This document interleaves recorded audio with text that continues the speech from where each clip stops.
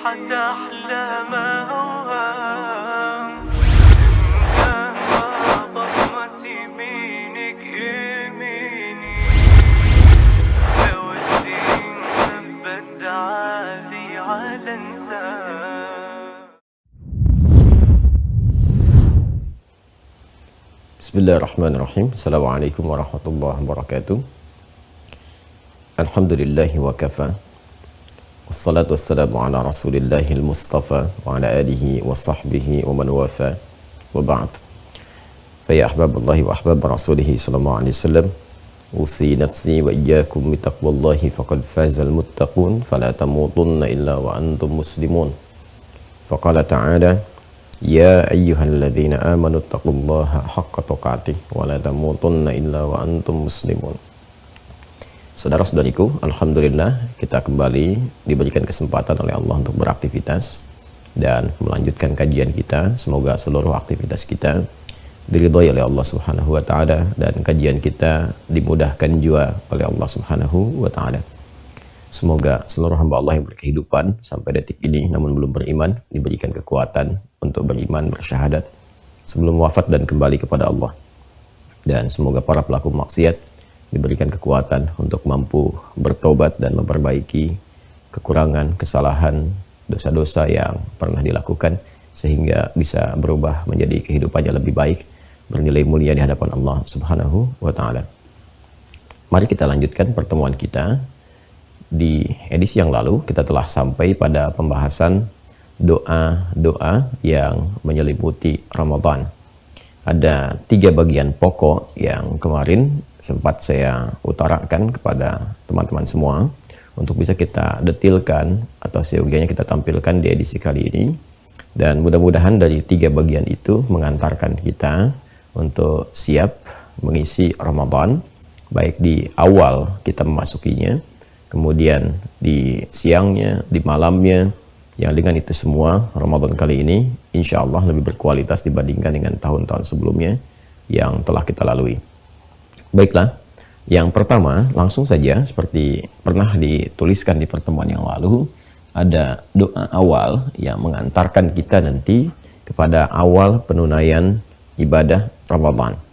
Doa ini umumnya secara spesifik dipanjatkan saat mulai diketahui awal Ramadan.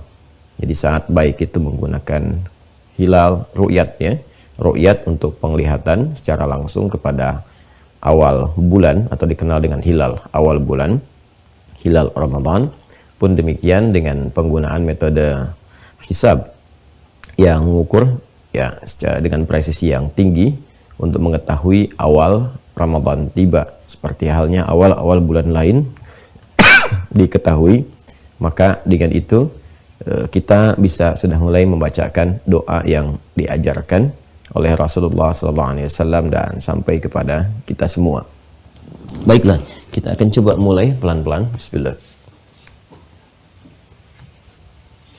Nah, teman-teman, sebelum saya tuliskan, saya meminta izin di awal ya, jika nanti masih ada sedikit batuk, itu izin untuk memindahkan kepada bahasan atau kalam-kalam yang selanjutnya.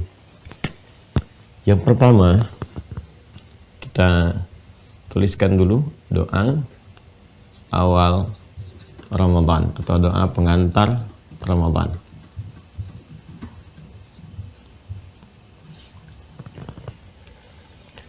Diriwayatkan ini oleh Al-Imam At-Tirmidzi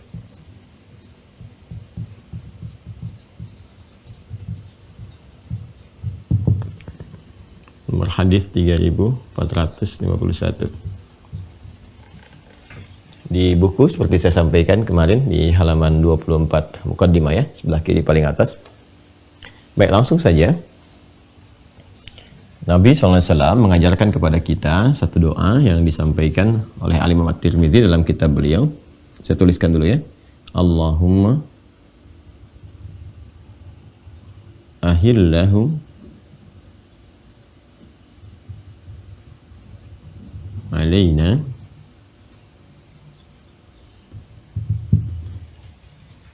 bil yumni wal iman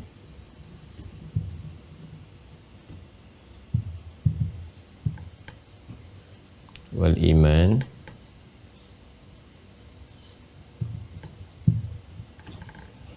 was salamati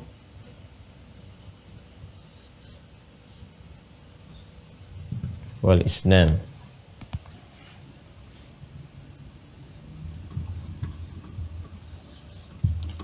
Rabbi wa rabbukallah.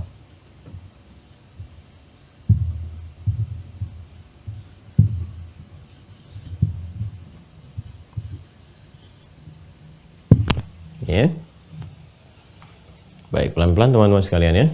Allahumma ahillahu alaina bil yumni 1, wal iman 2, was salamati 3, wal islam 4, Rabbi wa rabbukallah.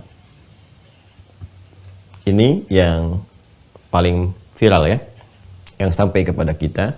Walaupun secara sanad status hadis ini ada sementara pakar yang meneliti statusnya lemah atau dhaif, tapi tidak menjadikan ini menjadi keutamaan doa untuk dipanjatkan, untuk dimohonkan, karena masuk dalam bab fadhailul a'mal, di keutamaan amal yang utama, tidak terkait langsung dengan penunaian ibadah pokoknya, tapi mensupport kepada keutamaan amal. Nah, biasanya dalam bab doa itu, bab doa yaitu doa-doa yang kita bacakan, kita mohonkan kepada Allah Subhanahu wa taala, yang bahkan jika bukan hadis pun, tapi kita kemudian ingin bermohon kepada Allah Subhanahu wa taala yang mendukung kepada keutamaan amalan, itu boleh dilakukan karena ada perintah secara umum dalam Al-Qur'an supaya kita memperbanyak doa kepada Allah Subhanahu wa taala. Wa qala rabbukum ud'uni astajib lakum. Rabbmu Muhammad SAW kan sampaikan, viralkan kepada hamba-hambaku ya, bahwa Rabb kalian itu memerintahkan untuk bermohon kepada Allah Subhanahu wa taala. Ud'uni, berdoalah kepada Allah, mintalah kepada Allah, astajib lakum. Aku akan menjawab, mengabulkan apa yang kalian minta itu. Ya, Allah Subhanahu wa taala menegaskan dan mengisyaratkan banyak ayat dalam Al-Qur'an supaya kita meminta. Jadi kalau mau bermohon pun yang mendukung keutamaan amalan. Jadi amalan yang kita kerjakan itu ya tersupport oleh doa kita, itu bahkan dianjurkan dengan isyarat ayat yang disampaikan. Misalnya kita mau minta nih, ya Allah mohon bangunkan aku, ya Allah berikan kekuatan aku untuk bangun malam nanti untuk menunaikan ibadah tahajud. Itu boleh. Bahkan kalau kita menduga dengan doa itu semakin kita terkuatkan, kemudian juga semakin termotivasi, ya semakin dianjurkan itu untuk dimohonkan pada Allah Subhanahu wa taala. Apakah itu hadis? Bukan. Ya, jadi permohonan kita ketika menggunakan bahasa Indonesia bermohon kepada Allah, ya Allah mohon beri aku kekuatan untuk bangun jam sekian misalnya. Itu bukan hadis, kita tidak temukan, tapi anjuran-anjuran menguatkan amalan dengan doa banyak ditemukan. Nah, itu yang disebut dengan fadhailul a'mal, keutamaan amalan yang disupport ya dengan doa atau dengan yang lainnya, yang anjuran umumnya ditemukan. Ya, sedangkan ini sanadnya ada, walaupun kualitasnya lemah, sanad ada. Nah, karena itu ini masih kuat untuk kita mohonkan, kita gunakan. Karena nggak ada sanad pun, kalau ini kemudian doa biasa, bukan disandarkan pada Nabi, dan mensokong kekuatan kita untuk beramal, maka ini bisa atau dianjurkan untuk dibacakan. Apalagi sanadnya ada, matannya ada. Ya. Apa yang kita mintakan di awal pengetahuan tentang Ramadan ini? Maka yang pertama, Allahumma ahillahu alina. Saya sudah pernah sampaikan tentang kata Allahumma, ya berupa gabungan dari ya dan Allah, kan? Ya Allah, seperti ini. Jelas ya? Ya Allah, ya Allah itu kalau digabungkan hasilnya ini, Allahumma yang ini. Ya Allah kalau digabungkan, gabungan ini hasilnya Allahumma. Bedanya apa? Kalau ya Allah itu lebih umum. Saya ulang ya, lebih umum dan cakupannya luas. Bahkan dalam kondisi-kondisi tertentu, ia tidak hanya digunakan untuk berdoa dalam konteks berdoa. Ya, kadang-kadang ada yang mengadu, tuh kan? Ya Allah gelap banget. Nah itu udah fitrah tuh, udah kalimat fitrah yang hadir dalam diri kita. Lihat kondisi anak itu kan, yang mau diatur tapi kreativitasnya tinggi, ya Allah gitu. Nah itu kadang-kadang keluar dia. Nah, bahkan ada tiba-tiba yang kepleset, ya Allah. Nah, itu kalimat fitrah. Artinya apa? Artinya manusia secara fitrahnya mengakui lemah, ya, dan secara fitrahnya juga butuh Tuhan. Secara fitrahnya juga mengembalikan segala keadaan hidupnya itu kembali kepada ya zat yang menciptakannya. Jadi kalau ada mengalir dalam diri kita atau kelisan kita keluar, ya Allah, ya Tuhan, apapun bentuk kalimat yang keluar yang menunjukkan bahwa secara fitrahnya memang manusia itu nggak lepas dari kebertuhanan kembali. Nah, kalau kita kemudian ingin jadikan ini spesifik untuk bermohon, untuk meminta gitu kan, nah, dengan segala kerendahan, tadarruan wa khifatan wa dunal jahri minal qaul, yang mengandung unsur kerendahan. Jadi kitanya sifatnya merendah, kemudian juga penuh harap,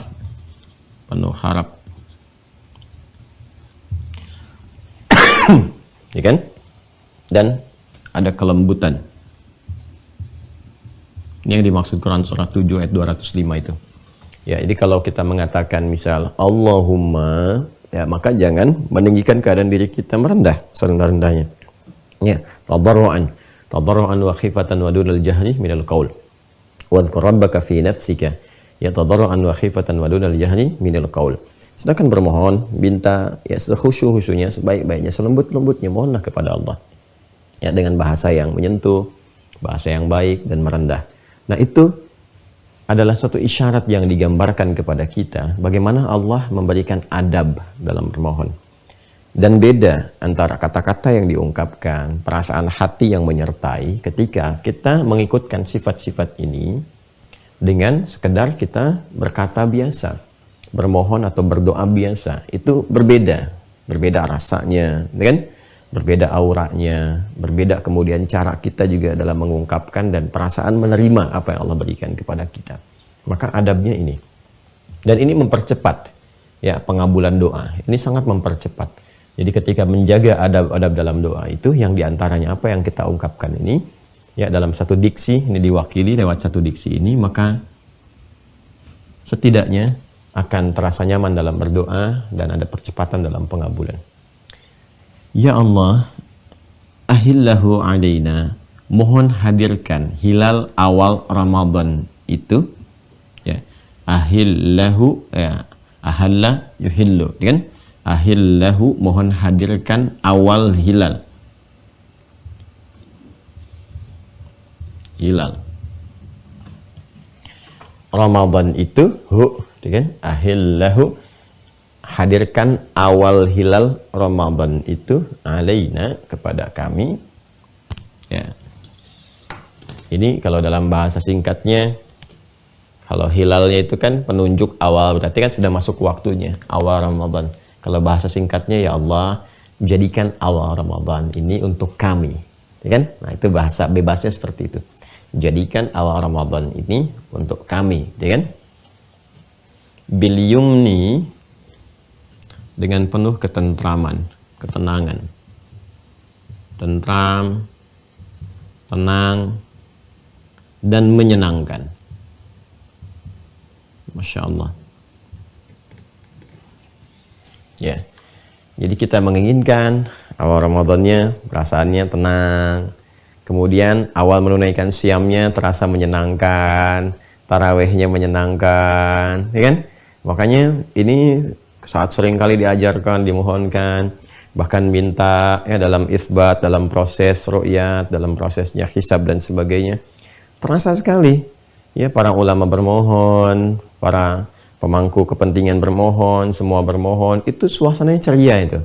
Saat malam Ramadan tuh sambil nunggu di masjid kan, semangat tunaikan tarawih, tak terasa satu juz di hari pertama malam itu nggak kerasa gitu. Ya, tiba-tiba kita merasakan nyaman, enak, tenang. Ya, ini kita bermohon. Ya, sehingga suasana juga terasa. Karena bagi sementara orang yang menunggu Ramadan, kadang-kadang kan muncul gelisah. Ini Ramadannya besok atau ada perbedaan pendapat nih dalam penetapan. Ini itu dan sebagainya. Nah, kita minta keteguhan hati, kenyamanan, ya, kekuatan, ketentraman. Sehingga mengawali Ramadan itu dengan perasaan yang nyaman. Kalau nyaman di awalnya, selanjutnya lebih enak. Ya, tapi kalau dari awal itu Perasaan-perasaannya gundah, nggak enak. Nah, itu sudah pertanda tuh ada sesuatu yang tidak wajar gitu ya. Karena itu kita minta kekuatan ini hati. Wal iman. Ya, dan kekuatan iman. Ini dasar ini. Yang paling pokok. Ini penting sekali ini nih. Bil yumni wal iman. Kekuatan dan istiqamah dalam iman. Kekuatan serta istiqamah. Iman kalau disebutkan dalam doa meminta kekuatan iman, itu umumnya kita memohon dua hal. Ingat baik-baik ya. Satu adalah motivasi untuk beramal soleh. Motivasi beramal soleh. Karena dasar setiap amal menjadi soleh itu karena iman. Ingat kan rumusnya di Al-Quran? Wal 'asr innal insana lafi khusr illa alladhina amanu wa 'amilus shalihat. Wa basyiril ladzina amanu wa 'amilus shalihat. Man amana wa 'amila amalan shalihat. Jadi rumusnya itu ketika disebutkan iman, ini motivasi dasar untuk merubah satu amal menjadi saleh. Ya. Karena itu nanti kalau orang sudah terbiasa beramal saleh, itu kadang-kadang amal solehnya nggak disebutkan, imannya saja yang disebutkan untuk menunjukkan bahwa pengakuan Allah Subhanahu wa taala hadir atas kebiasaan dirinya yang sudah terbiasa mengerjakan amal soleh karena dasar imannya. Contoh, Quran surah ke-52 At-Tur ayat 21. Di sini Allah membuka ayat ini dengan menyebutkan perangkat imannya tanpa amal solehnya. Ya, nah ini sudah menggunakan sistem yang kuat. Kalau dalam bahasa Indonesia itu ungkapan sinekdok pas pro toto, menyebutkan sebagian, mencakup keseluruhan. Ya, tapi dalam bahasa Arab ini lebih memberikan penekanan lagi. Ini bukan sekedar pengakuan, tapi apresiasi yang Allah berikan. Seakan-akan semua pekerjaan dia itu soleh saja gitu. Ya, walladzina amanu wattaba'athum dzurriyyatuhum biimanin. Adapun para orang tua yang beriman itu, ya kan, dan diikuti oleh anak-anaknya, keturunannya, cucunya pada beriman juga. Nah, jadi yang dimaksudkan beriman di sini bukan sekedar beriman, tapi mengimplementasikan imannya itu lewat apa? Lewat amal soleh. Dia sudah terbiasa gitu. Jadi, kalau kita terjemahkan secara singkat, adapun orang tua yang beriman dan konsisten beramal soleh itu, nah, gitu kan? Kemudian wattaba'athum dzurriyyatuhum biimanin, lalu diikuti oleh anak keturunannya semua beriman dan beramal soleh, alhaqna bihim dzurriyyatahum. Maka kalau itu menjadi rutinitas kehidupan sampai mereka wafat, kami pertemukan kembali, kata Allah, di akhirat, disatukan. Jadi ada satu keluarga besar yang disatukan oleh Allah di akhirat, di satu tempat di surga.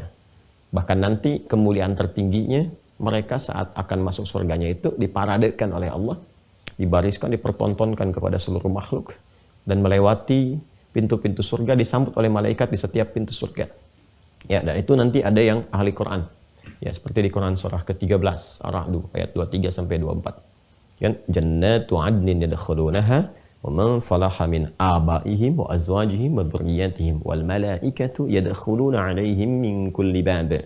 Salamun 'alaikum bima sabartum fa ni'ma 'uqbad dar.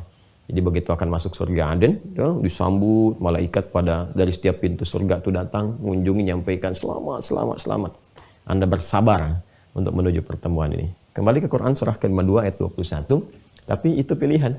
Wa ma alatnahum, nah ini dia, min amalihim min syai'.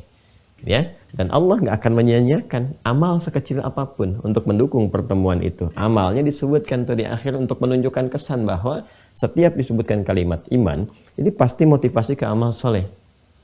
Jadi silahkan, kata Al-Quran, sepanjang Anda punya iman, kreasikan amal soleh dengan berjamaah, kompak dengan keluarga, sinergi, untuk mencapai harapan pertemuan bersama di surga. Kullu mri'in bima kasaba rahin. Tapi Anda nggak dipaksa.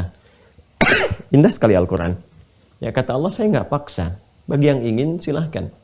Ya, bagi yang punya rencana, silahkan dibuat. Silahkan diikhtiarkan untuk terwujud.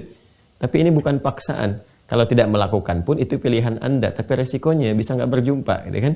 Kullu mri'in bima kasaba rahin. Ini yang pertama. Yang kedua, bila dihadirkan kata iman, Ya, dalam konteks doa untuk menguatkan atau motivasi satu amalan, maka yang kedua adalah menunjuk pada keikhlasan. Ikhlas. Ya. Ini seringkali kata ikhlas ini dihadirkan dalam bentuk iman, dalam bentuk diksi iman yang menyertai satu amalan. Yang menyertai apa? Satu amalan. Masih ingat kan teman-teman? Yang saya detilkan dulu, saya detilkan. Ya kan? Saat saya sampaikan tempatnya iman itu kan di kedalaman jiwa, di nafas. Di sini ada jiwa takwa, ya kan? Ini ada fujur kan? Nah, komponen penyusun takwa itu yang melahirkan kumpulan sifat-sifat baik itu kan iman. Ya. Sedangkan iman itu rukunnya 6. Ini yang waktu di awal bab akidah saya terangkan. Ya kan? Nah, ini kalau kita bisa bersih, bisa baik, ya, imannya bisa kuat. Iman pertama itu kan simpulnya apa? Mengenal Allah secara baik. Nah, kalau sudah mengenal Allah secara baik, maka kita tahu motivasi menunaikan ibadah yang disupport lewat jiwa takwa. Supportnya pasti ke sini. Karena itu setiap amal perbuatan kita yang didorong oleh iman dan menjadi soleh, muaranya pasti takwa. Karena sumbernya ini. Ya, selalu itu. Iman, amal soleh, takwa. Atau kadang-kadang takwa dulu, iman, amal soleh. Bisa. Dzalikal kitabu la raiba fihi hudal lil muttaqin. Takwanya dulu. Alladzina yu'minuna bil ghaib, iman, wa yuqimunas shalah, amal soleh. Ya ayyuhalladzina amanu, imannya dulu. Kutiba alaikumus shiyam, amal soleh. Kama kutiba alal ladzina min qablikum la'allakum tattaqun. Jadi formulasinya selalu begitu. Dan tujuannya apa? Ditujukannya untuk mendapatkan ridha Allah sebagai pembuktian kepatuhan kepada Allah, ketundukan kepada Allah. Keluarlah amal soleh itu. Nah, dalam rangka kita menunjukkan semua ibadah karena Allah itu, maka kita mesti membebaskan dari segala motif-motif, unsur-unsur, motivasi-motivasi lain. Pokoknya tujuan ibadah itu karena patuh Allah saja. Melepaskan segala hal yang tidak terkait dengan kepentingan ibadah karena Allah disebut ikhlas. Singkatnya demikian. Orangnya mukhlis, jamannya mukhlisin. Wa ma umiru illa liya'budullaha mukhlishina lahuddin. Itu yang di Quran surah 98 Al-Bayyinah di ayat kelima itu. Dan tidaklah mereka diperintahkan kecuali untuk mengkreasikan ibadah itu atas dasar kepatuhan kepada Allah dengan ikhlas, menepikan segala hal kecuali karena Allah saja. Karena itulah kemudian ikhlas itu juga sering diungkapkan dengan kata iman untuk menunjuk kedalaman yang paling pokok. Ya. Ini. Bahkan dalam penunaian puasa, siam dan qiyam pun iman didahulukan. Man shoma ramadhana imanan wa ihtisaban. Man qama ramadhana imanan wa ihtisaban. Siapa yang menunaikan puasa itu malam harinya dia qiyam karena dasar imannya. Ya, dasar imannya ingin menjadikan amalannya jadi soleh sekaligus ikhlas karena Allah. Ditekankan lagi wa ihtisaban. Ya, jadi untuk menunjukkan bahwa poin penting di keimanan itu adalah keikhlasannya. Ada kata ihtisaban. Ihtisaban itu kan keikhlasan, kesungguhan, kemudian juga sifat introspeksi ada terkumpul di dalamnya. Nah, ini gambarannya teman-teman sekalian. Jadi, kita memohon pada Allah Subhanahu wa taala bahwa dalam konteks mengawali Ramadan itu Allah memberikan kekuatan kepada kita, ketentraman, ketenangan, ya mengalami atau menunaikan ibadah itu dengan menyenangkan. Pun demikian ini selalu termotivasi untuk meningkatkan amal solehnya dan ikhlas dalam ditunaikan. Karena semua perangkat-perangkat ibadah gugur keikhlasan, gugur kualitas amalan. Sayang sekali. Ya, kuncinya di sini, di ikhlas ini. Ya, bahkan saking pentingnya ini, kadang-kadang ya amalnya disebut dengan iman. Salat itu disebut dengan iman dalam Al-Quran. Wa ma kana Allahu liyudhi'a imanakum. Di Quran surah kedua ayat 143. Dan Allah gak akan menyia-nyiakan satu amalan, apapun itu, sekecil apapun yang kau tunaikan dengan keikhlasanmu, dengan keimananmu itu. Itu gambarannya. Ya. Jadi, celaka ini, bahaya kalau ada seseorang kemudian menunaikan ibadah siam, dan dia mengisinya dengan ragam ibadah yang beraneka macam, sholatnya, baca Qur'annya, dan sebagainya, tapi punya masalah di sini. Ini bahaya. Karena itu dari awal kita minta. Nah, sekaligus ini isyarat. Isyarat apa? Seperti halnya orang yang menunaikan puasa itu, ada yang hatinya kurang tentram, ada yang semangatnya juga tidak stabil, awal semangat, pertengahan turun, gitu kan? Ya, kemudian ya seperti itulah, bolak-balik turun naik. Nah, ini juga demikian nih, keikhlasan itu bisa terganggu. Boleh jadi bisa terganggu. Hati-hati, motifnya banyak nanti. Ada motif duniawi, gitu kan? Ya, karena ada tuntutan dalam pekerjaan misalnya kan, tarawihnya harus di masjid A, masjid B, tapi tujuannya bukan untuk tarawih. Tujuannya anak untuk memenuhi misalnya, ya, target-target tertentu atau ada citra tertentu yang ingin digambarkan di masyarakat dan sebagainya. Hati-hati. Ya, karena Ramadan itu sangat mahal, jangan ditukar dengan urusan-urusan dunia dan seterusnya. Ya, nah ini jaga ini, semakin tinggi kualitas ini, maka semakin tinggi nilai yang Allah berikan kepada kita. Ini gambarannya. Kemudian wassalamah, ya. Keselamatan. Selamat. Luas sekali maknanya teman-teman sekalian. Wassalamati wal Islam. Wassalamah. Selamah itu ya keselamatan. Ya, keselamatan, kedamaian, ketentraman dan sebagainya, ya. Mudah-mudahan saat masuk puasa diberikan kondisi tubuh, ya kan, kondisi fisik yang kuat, yang sehat, sehingga selamat dari sakit, ya, yang umumnya mungkin diderita dan sebagainya. Ya, ada penyakit-penyakit umum yang menyebar, ya, yang menebar kayak virus kan banyak tuh, banyak bertebaran dan sebagainya. Ya, atau keadaan-keadaan kadang perubahan-perubahan musim, ya, kondisi-kondisi udara dan sebagainya. Kadang-kadang menyebabkan adaptasi lambat misalnya atau keadaan tubuh yang lemah, ya, sehingga di saat puasa itu tidak misalnya memungkinkan untuk menunaikan dengan baik. Nah, ini kita bermohon kepada Allah sejak awalnya, diberikan kekuatan, diberikan keselamatan, ya, dibebaskan dari hal-hal yang setidaknya mengganggu kita untuk khusyuk dalam ibadah. Itu kita meminta. Ini, ya, mohonkan. Banyak hal, bukan hanya secara fisik saja. Ya, kadang-kadang juga, ya, selamat dari segala yang mengganggu atau merusak, ya. Mengganggu atau merusak. Kalau membatalkan kan sudah otomatis dengan kesadaran sendiri, ya, itu bisa dihindarkan. Makan, minum, berhubungan seksual suami istri itu secara otomatis kuat hati kita untuk meninggalkannya.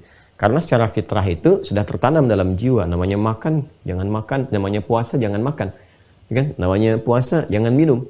Dan kreativitas untuk mencari celah itu secara otomatis bisa ditinggalkan karena ada kekuatan dalam jiwa. Yang nggak ada kan saya mau wudhu dulu, wudhunya pakai air sirop misalnya, kan nggak juga gitu. Ya, tetap saja dia wudhu menggunakan air yang benar seperti yang pernah kita tunjukkan. Nah, jadi untuk hal-hal yang terkait dengan berbuka atau menjadikan puasa itu menjadi batal, yang membatalkan puasa itu umum diketahui. Tapi yang merusak nih, yang menyebabkan puasa tidak selamat, terganggu. Ya, jadi bukan secara fisikal saja. Ada hal-hal lain yang bisa merusak, yang menjadikan ibadah kita tidak selamat. Ya. Contoh apa misalnya? Perbuatan-perbuatan yang merusak.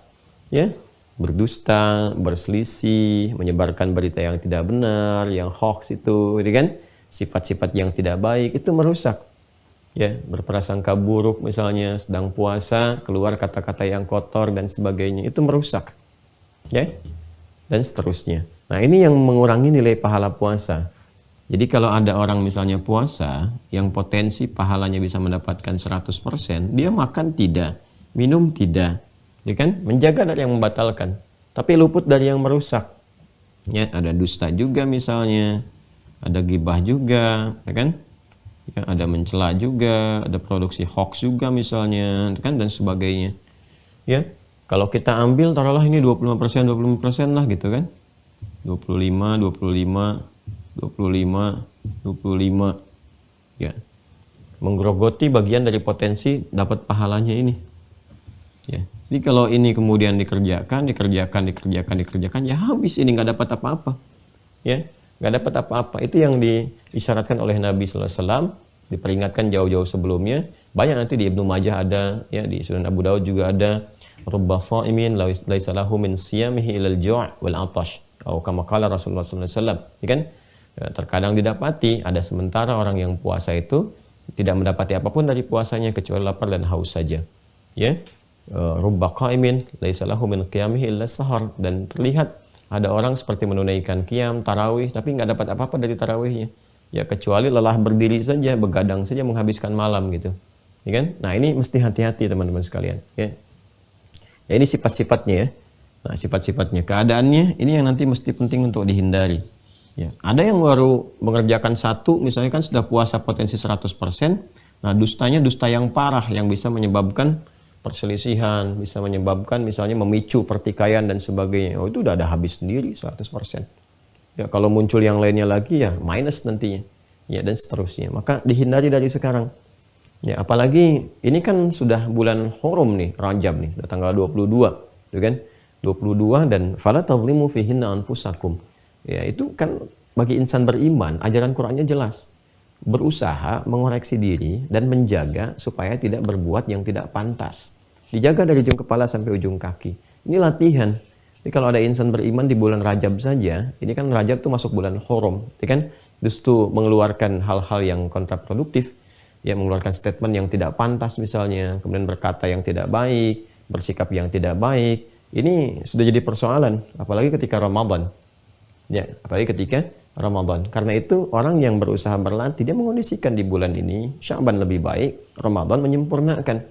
Ya, jadi kalau dari sekarang ditampakkan yang kurang pantas, cepat segera, mungkin itu yang harus diperbaiki. Ya, ditata ulang dan seterusnya. Ini gambaran-gambarannya, ya, teman-teman sekalian. Baik, kemudian wal Islam, wassalamati wal Islam, dan istiqamah dalam keislaman. Islam, kalau disebutkan keislaman itu maknanya juga secara pokok, ya, secara pokok ada 3. Secara pokok. 1 menyangkut bab akidah. Ya. Din, inna dina 'indallahil Islam, Quran surah ketiga ayat 19, ya kan? Kita memohon bisa istiqamah dalam keislaman selama Ramadan, di luar Ramadan, ya kan? Nah, ini menunjukkan juga di Ramadan tidak lepas dari gangguan. Ya, boleh jadi ada potensi-potensi seperti di luar Ramadan, orang merongrong gitu kan, untuk menyoal masalah-masalah akidah dan sebagainya. Ya. Tapi juga ada potensi-potensi yang boleh jadi dengan kekuatan Islam yang dimiliki, mempraktekkan. Nah, ini dia pada makna yang keduanya, itu mendorong orang-orang di sekitaran yang belum beriman, ya kan, untuk menganalisis, melihat, dan mau berislam. Ya. Dan tidak sedikit orang dalam Ramadan ini kemudian alhamdulillah masuk Islam, mengenal, melihat, dan pada akhirnya menemukan kebenaran yang sejati. Ini sisi akidah, gambarannya, kekuatan untuk berakidah. Ya. Dan yang kedua, kekuatan untuk ini mengimplementasikan iman. Kalau ini motivasi untuk beramal solehnya, nah detil ragam amal solehnya itu yang bisa ditunaikan, pokoknya ada pada Islam. Ya, jadi kalau disebutkan Islam, ini juga kumpulan dari beragam atau berbagai amal soleh.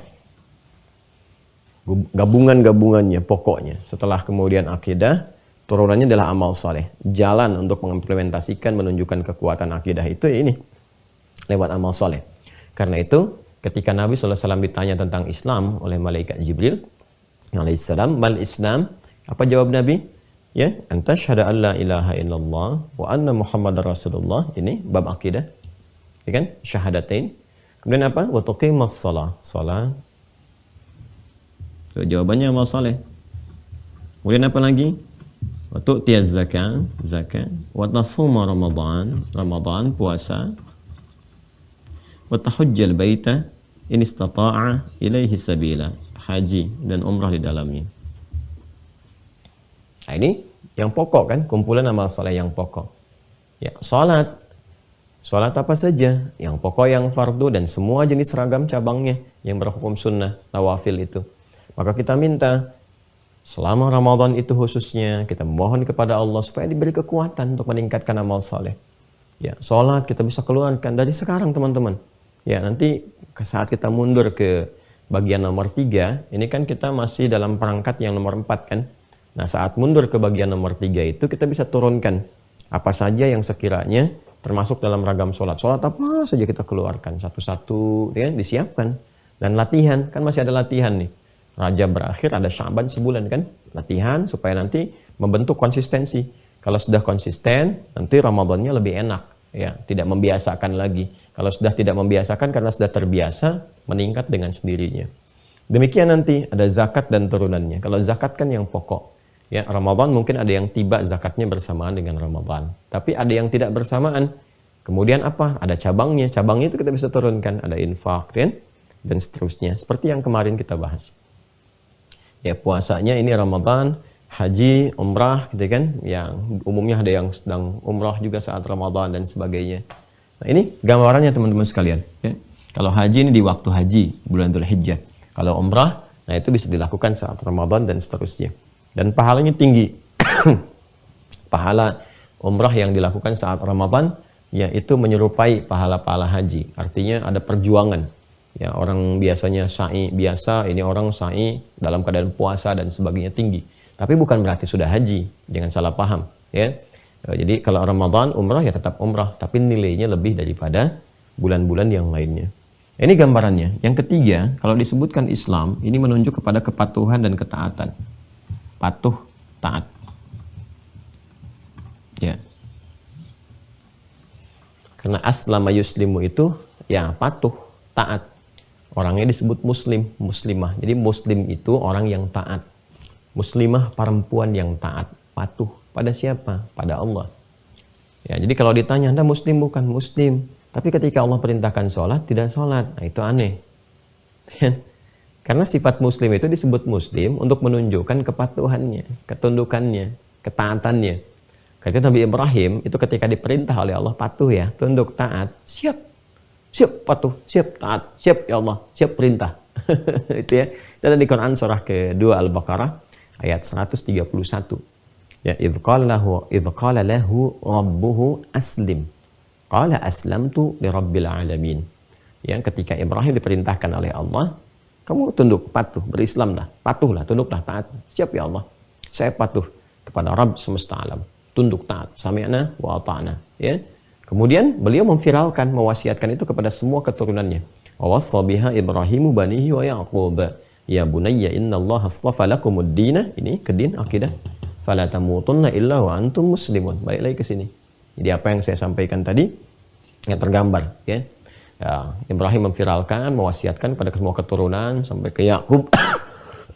Sampai ke Yakub ke semua terus ya. Sampai ke Nabi Muhammad SAW. Allah sudah memilihkan untuk kalian din, ya, perangkat berkehidupan, beragama, kan, konsepsi patuh taat kepada Allah. Maka jangan sampai kalian berkehidupan sampai wafat kecuali menjadi muslim, yaitu tunduk patuh. Hidup tuh yang patuh sama Allah, hidup tuh yang taat. Ya, ini kan lucu juga nih, sama orang tua patuh, sama Allah kurang patuh. Sama guru patuh, sama Allah nggak patuh. Sama pimpinan patuh di kantor, sama Allah nggak patuh. Sama komandan patuh, sama Allah nggak patuh. Ini repot nih. Ya, kalau meninggal dunia bagaimana? Itu yang paling menarik ini, doanya sama Allah. Patuhnya sama yang lain, tapi doanya sama Allah. Ya Allah, ya Allah mohon limpahkan rezeki. Kamu selama ini kemana aja patuhnya nggak sama aku? Kata Allah kan mintanya kepada aku, kan aneh. Ya, nggak pernah patuh, nggak pernah taat. Sholat nggak dikerjakan. Ya, puasa juga malas-malasan dan sebagainya. Ya, tapi begitu ada mengalami satu persoalan, aku sedang diuji. Yang uji siapa? Yang uji siapa gitu kan? Bilang sedang diuji, yang uji siapa? Ya, orang tuh kalau ikut ujian itu artinya mau belajar. Ini belajar nggak pernah pengen ikut ujian, yang uji siapa? Ya, kadang ada aja manusia itu. Ya. Nah ini teman-teman sekalian, ya tergambar ya, kebayang ya. Ini gambaran, ini doanya nih. Allahumma ahillahu alaina bil yumni wal iman wassalamati wal islam rabbi wa rabbuka Allah. Dan Allah Tuhan kita semua yang merawat kita. Jadi kita ingin menegaskan bahwa ini kan sifat perawatan, pemenuhan kebutuhan, perhatian dan sebagainya ada dalam konteks rububiyah Allah Subhanahu wa taala yang ditampilkan dalam bentuk namanya Rabb. Ya, jadi kita memohon dengan sangat kuat kepada Allah bahwa ini yang merawat aku Allah, yang menyayangi aku Allah, gitu kan, memberikan perhatian kepada aku Allah. Tentu Allah Subhanahu wa taala akan memberikan banyak kekuatan-kekuatan yang kita mohonkan. Jadi 4 hal utama ini, teman-teman sekalian, ya 4 hal utama, dan ditutup dengan ketawakalan kepada Allah. Bagian kelima pelengkapnya tawakal, menyandarkan semua apa yang kita mohonkan pada Allah Subhanahu wa taala. Jadi minta ketentraman, ya, kedamaian, kesenangan dalam beribadah, kekuatan motivasi iman yang melahirkan keikhlasan dalam beribadah, keselamatan baik secara fisik, secara mental, kan, dalam menunaikan ibadah siam, dan yang terakhir adalah memohon kepada Allah untuk terus bisa meningkatkan amal soleh dengan ragam-ragam yang kita tadi telah utarakan. Di dalam semua itu akhirnya kita bertawakal kepada Allah, Rabbi wa Rabbuka Allah. Kita bertawakal, ya, menguatkan kepada jiwa kita sehingga bisa menunaikan puasa dari awal sampai dengan akhirnya diharapkan maksimal dan juga bisa berkualitas di hadapan Allah Subhanahu wa ta'ala. Nah, ini doa pengantarnya. Nanti saat memasuki malam sudah mulai kan kita menunaikan tarawih, qiyam. Nah, ada doa lagi. Dari sejak qiyam itu ada doa. Jadi baru kita mau masuk awal Ramadan doa. Dan yang paling menarik saat masuk kepada detilnya ada doa lagi. Ini kan baru umum tuh. Detilnya kan detil apa? Detil amalan kan? Detil amalannya. Amalan pertama yang kita kerjakan di paket Ramadan, itu kan sholat malam, qiyam, yang dikenal dengan tarawih itu. Nah, saat masuk tarawih itu udah ada doa lagi yang diajarkan oleh Nabi Shallallahu Alaihi Wasallam, yang bila doa itu kita bisa bacakan dengan baik, ya benar, dengan sifat-sifat tadi, merendah, penuh harap, ada kelembutan, mengalir suasana korektif dalam diri, ada jiwa introspeksinya, itu Nabi langsung komen, berpotensi diampuni dosa-dosanya selama hidupnya sampai detik dia berdoa itu. Masya Allah, kalau tiba ajal pada saat itu husnul khatimah ditambah, ya. Wafatnya di malam pertama Ramadan misalnya, dalam keadaan dia sedang berpasrah kepada Allah, ditunaikan dengan benar ibadah pertama. Pas qadar Allah malamnya malam Al-Qadar lagi misal gitu kan. Nah, itu luar biasa berbahagianya. Ya. Nah, bagaimana bacaan doanya? Itu nanti di pertemuan berikutnya. Gak terasa ya, sudah hampir 1 jam. Saya mohon izin lebih cepat gitu ya, menuntaskan ta'lim di kesempatan hari ini. Saya tadi baru jam 4 saya bisa istirahat sejenak karena kemarin baru kembali dari lokasi pesantren. Sampai tadi malam kita masih menyiapkan dan mengatur kondisi-kondisi untuk bisa juga live di kesempatan pagi hari ini. Jadi kita jeda sebentar teman-teman sekalian. Ya, rehat dulu, nanti kita sambungkan lagi untuk doa yang menyertai amalan pertama Ramadan dan juga penutup dari berbuka. Jadi setelah berbuka itu ada kesan apa yang ditampilkan dalam isyarat Nabi Sallallahu Alaihi Wasallam. Kita lanjutkan esok hari ya teman-teman sekalian, insya Allah. Ya, alhamdulillah kemarin saya sempat naik Beko juga, ya, meeting dengan semua yang terlibat dalam pembangunan pesantren.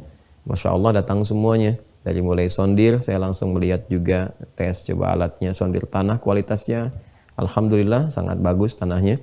Ya, dari 9 sampai 11 meter itu sudah bisa ditemukan air. Ya, bahkan yang sebelumnya kita coba gali manual juga itu 11 meter, ya 9 sampai 11 meter sudah keluar air dan jernih.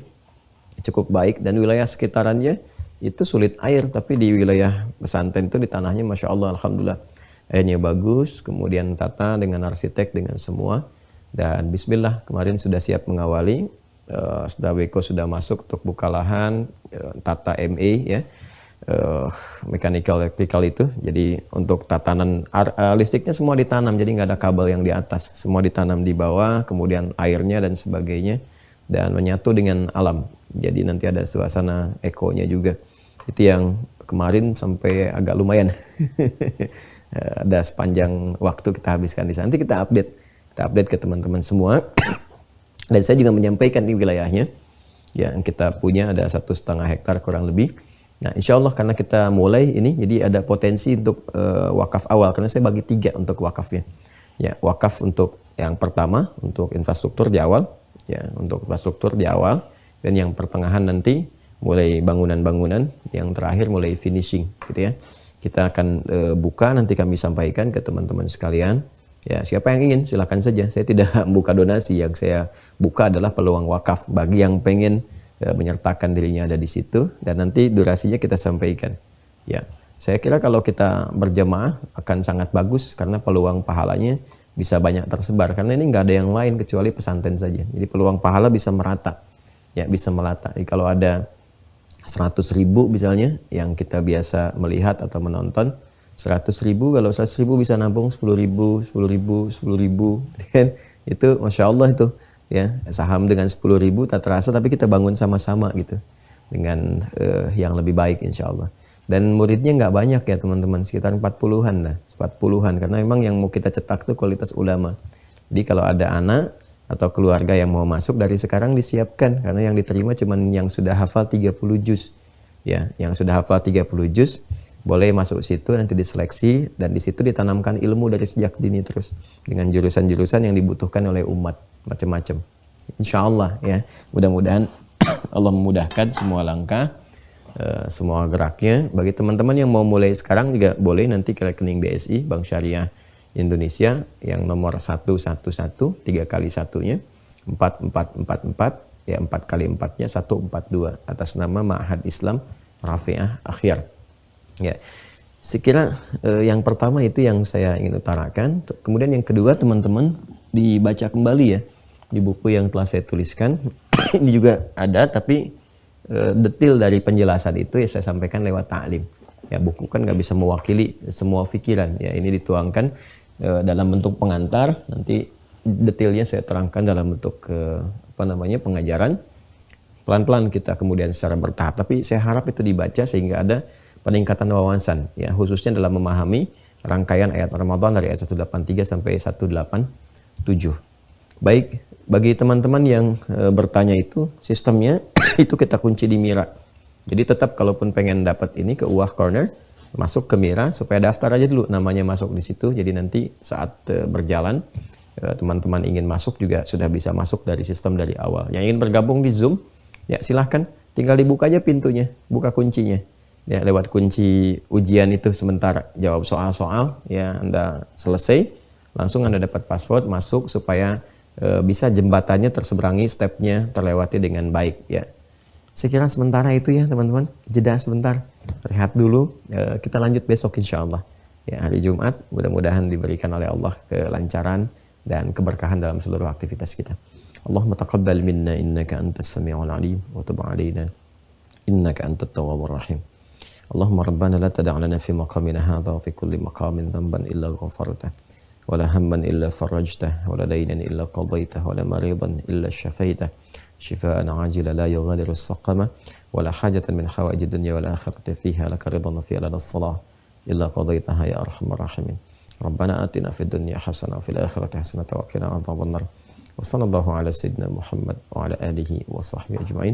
Wa akhiru da'wana subhanakallahumma wa bihamdika nashhadu an la ilaha illa anta nastaghfiruka wa natubu ilaik. Alhamdulillahi rabbil alamin. Assalamualaikum warahmatullahi wabarakatuh.